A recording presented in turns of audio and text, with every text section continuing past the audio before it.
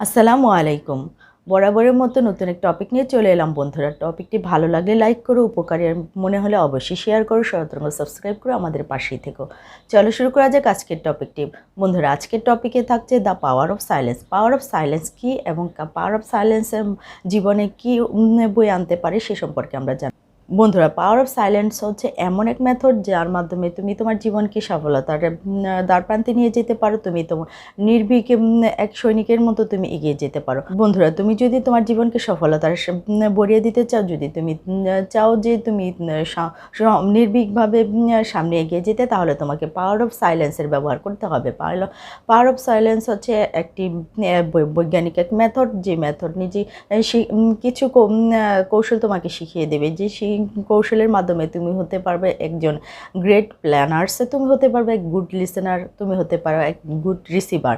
বন্ধুরা, তুমি যদি এক গুড প্ল্যানার্স হতে পারো কিংবা গুড ক্রিয়েটার হতে পারো, তাহলে তুমি তোমাকে নিজেকে অবজারভেশন করতে পারবে। যদি তুমি তোমার নিজেকে অবজারভেশন করতে পারো, তাহলেই তোমার দ্বারা সম্ভব তুমি এগিয়ে যাওয়া।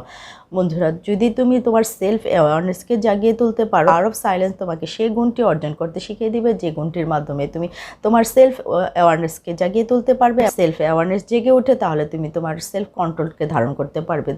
সেলফ কন্ট্রোল ধারণ করা অর্জন করা একটি বিশাল গুণ। সেই গুণের মাধ্যমে তুমি চাইলে অসম্ভবকে সম্ভব করতে পারো। অসম্ভবকে সম্ভব করা অর্থাৎ হচ্ছে যে তুমি তোমার জীবনে যা কিছু ঘটুক, তুমি সেই পরিস্থিতির সাথে নিজেকে মানিয়ে নিতে পারবে এবং সেই পরিস্থিতিকে ওভারকাম করে তুমি সামনে এগিয়ে যেতে পারবে।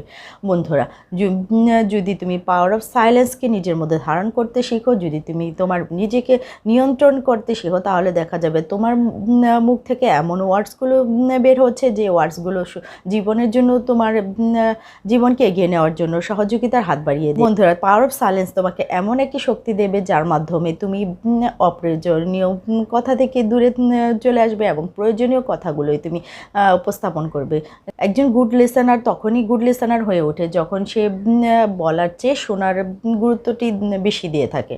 সো বন্ধুরা, তুমি যদি তোমার নিজের কে কন্ট্রোল করতে চাও, যদি তোমার পথকে সফলতার আনন্দে ভরিয়ে দিতে চাও কিংবা বিজয়ের আনন্দে ভরিয়ে দিতে চাও, তাহলে তোমাকে পাওয়ার অফ সাইলেন্সের মেথডটি নিজের মধ্যে ধারণ করতে হবে। তোমাকে হতে হবে ক্রিয়েটিভ মাইন্ডেড, তোমাকে হতে হবে সে অবজারভার, তোমাকে নিজেকে অবজার্ভ করতে শিখতে হবে পরিবেশ পরিস্থিতিকে অবজার্ভ করতে শিখতে। বন্ধুরা, যখন তুমি এই জিনিসটি নির্বাচন করতে শিখে যাবে যে জীবনে কোনটি অ্যাচিভ করা উচিত আর কোনটি বর্জন করা উচিত, তাহলে দেখা যাবে তুমি তোমার আইডিয়ালকে খুঁজে পেয়েছো এবং সেই আইডিয়ালের দিক নির্দেশনা দিয়ে তুমি তোমার এইমের পথে এগিয়ে যাচ্ছ। বন্ধুরা, জীবনের সফলতার পথে এগিয়ে যেতে হলে, জীবনকে শান্তিতে ভরিয়ে দিতে হলে, তোমাকে অবশ্যই পাওয়ার অফ সাইলেন্সের মেথডটি আপন করতে হবে এবং পাওয়ার অফ সাইলেন্সের মেথডটি নিজের মধ্যে ধারণ করতে হবে।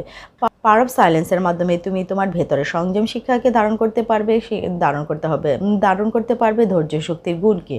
বন্ধুরা, ক্রিয়েটিভ কিছু করার জন্য তোমাকে অবশ্যই অবজার্ভ করতে হবে এবং তোমাকে বলার চেয়ে শোনার গুরুত্ব দিতে হবে এবং সম্মুখে পরিবেশ পরিস্থিতিকে বলার সুযোগ দিতে হবে।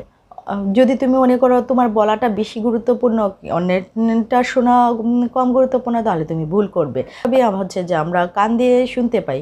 বন্ধুরা, আমাদের শোনার জন্য দুটি কান রয়েছে, অন্তত বলার জন্য আমাদের একটি মুখ রয়েছে। সো আমাদের ভেবে চিন্তে করা উচিত আমরা কি করব না, আমরা কি পাওয়ার অফ সাইলেন্সের ব্যবহার করব কি করব না। বন্ধুরা, যদি পাওয়ার অফ সাইলেন্স মেথডটি তুমি তো একবার বুঝতে শিখে, দেখা যাবে তোমার জীবন থেকে আপনি সকল বাধা বিপত্তি সরে যাচ্ছে এবং তুমি সম্মুখের পথে এগিয়ে যেতে পারছো এবং দেখা যাবে যে সফলতা তোমার পথে হাত বাড়িয়ে দিয়েছে।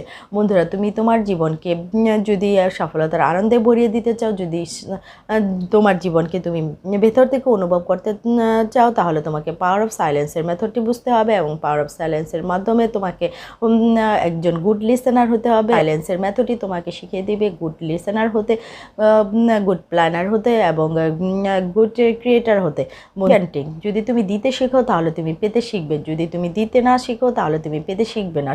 সো বন্ধুরা, অন্যের খুশিতে খুশি হতে শিখো, তাহলে দেখবি খুশি তোমার দুয়ারে আপনি আসবে। যদি তুমি অন্যের খুশিতে খুশি হতে না শিখো, যদি তুমি ঈর্ষাবোধ করো, তাহলে সেক্ষেত্রে দেখা যাবে তোমার নিজে যেরকম প্রতিক্রিয়া করবে, তোমার জীবনও তোমার সাথে সেরকম প্রতিক্রিয়া করবে।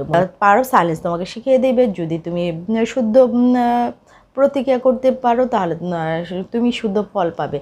তোমার রিয়াক্ট যা হবে তোমার ফলাফলও তাই হবে। সো ভেবেচিন্তে দেখো তুমি কি পাওয়ার অফ সাইলেন্সের মেথডটি আপন করতে চাচ্ছ কি চাচ্ছ না, পাওয়ার অফ সাইলেন্সের মেথড দিয়ে তুমি এগিয়ে যেতে চাচ্ছ কি চাচ্ছ না। বন্ধুরা, চয়েস তোমার উপরে। তুমি পাওয়ার অফ সাইলেন্সকে আপন করে তুমি সফলতার পথে যেতে চাও, নাকি তুমি হতাশা আর ক্লান্তি নিয়ে থেমে থাকতে চাও। বন্ধুরা, চয়েস ইজ ইয়োরস। বন্ধুরা, আজকের টপিকটা এ পর্যন্ত। পরবর্তীতে কথা হবে নতুন কোনো টপিক নিয়ে। সে পর্যন্ত ভালো থেকো, সুস্থ থেকো। শরৎরঙ্গ সাবস্ক্রাইব করে আমাদের পাশে থেকো। ধন্যবাদ সবাইকে।